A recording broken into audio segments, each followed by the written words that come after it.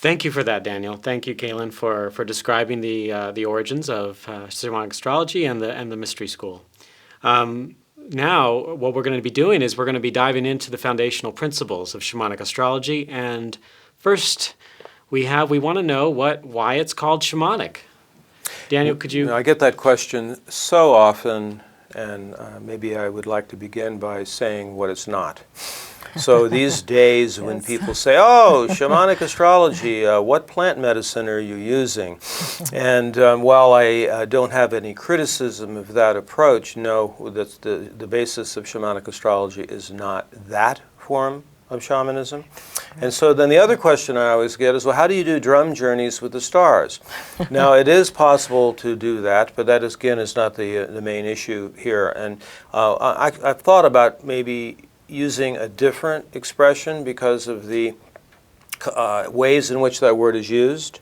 There's not even a complete certainty today academically about where the word comes from. The latest research is that it was actually first spoken by Buddha, that it was coming from the Buddhist tradition and then went into different parts of the world, and it was came into the West from Russian anthropologists. But the reason why I like using the word is that actually the best way to explain it is to go through all these different principles.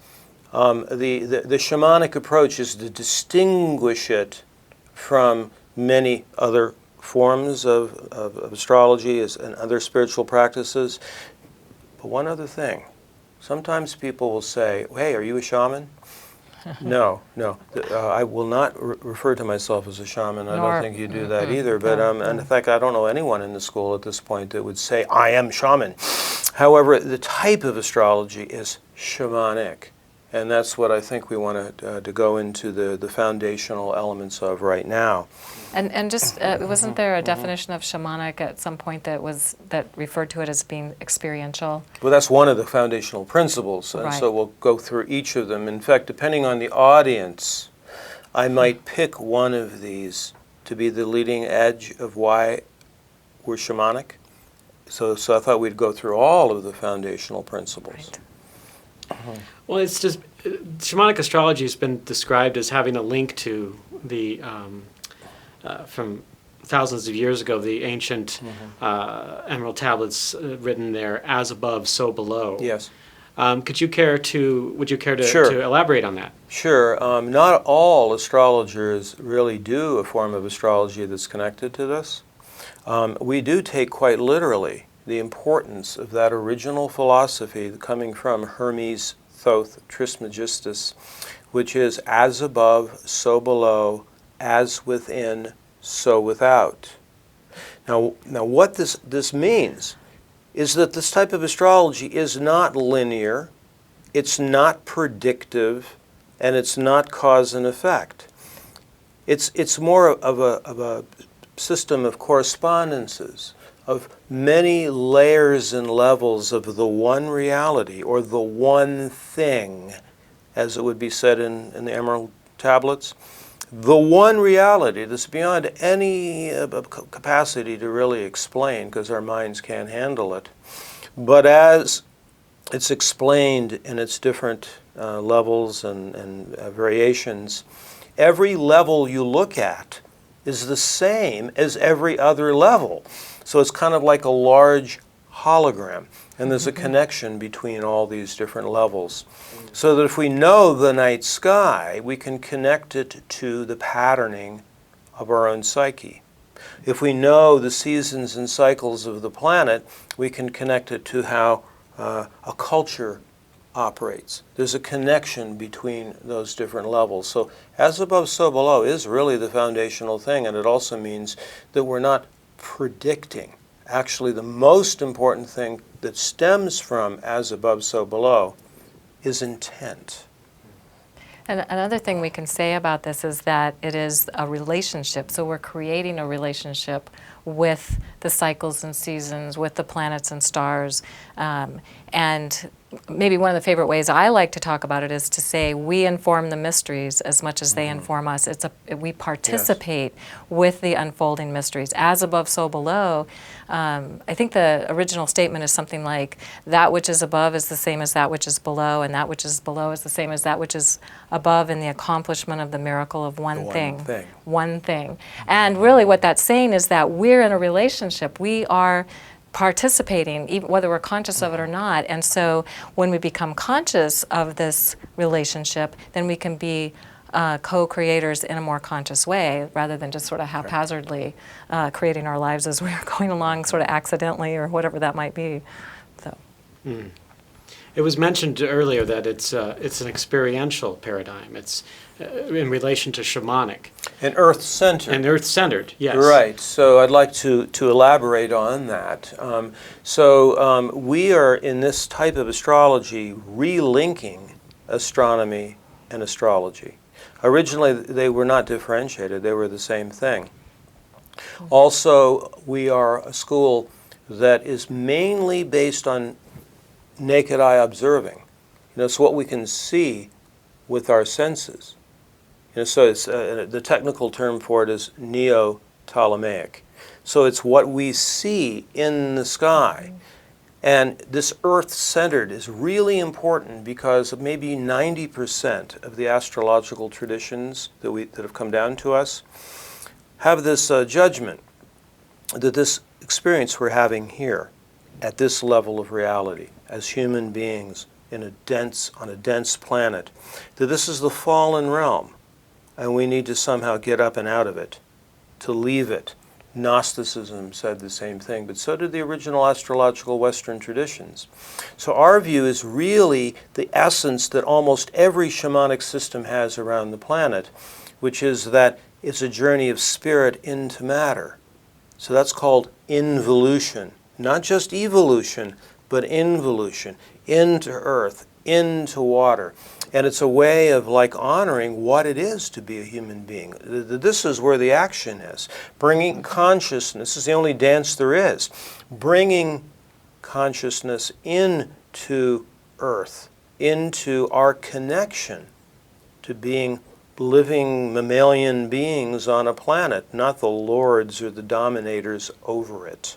So that would, and so if we bring in the experiential element of it, we made it a principle in our school that no one graduates from this school without having some experience and knowledge of the night sky.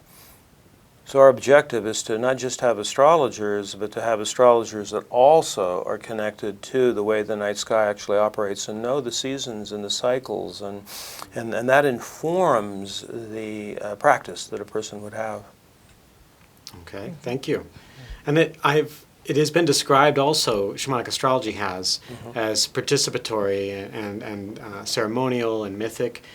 Would you both like to have a hand in explaining what that is? Well, the ceremonial aspect is really important. So it's not like we create these rituals totally elaborate and, like a Catholic Mass or something like that, but rather in relationship to what is actually happening in the sky and whatever particular season we're in. It's a way of being present for it and being connected to it. So a great deal of the insights that come from this type of astrology, very different than mainstream traditional astrology, come from actually having a relationship. Like, for example, last night was a very beautiful Moon-Venus conjunction. The best way to know what that means is to go out and hang out with it. So that's what we mean by ceremonial and initiatory and participatory. But there's also the mythic element.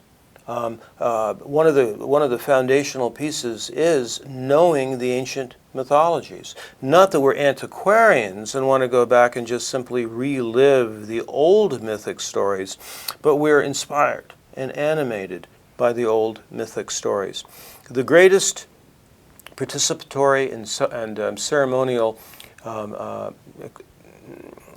knowledge that we have as human beings actually comes from the ones that connect with the actual cosmology. So there is a principle here. There's never been figured out the exact word for this.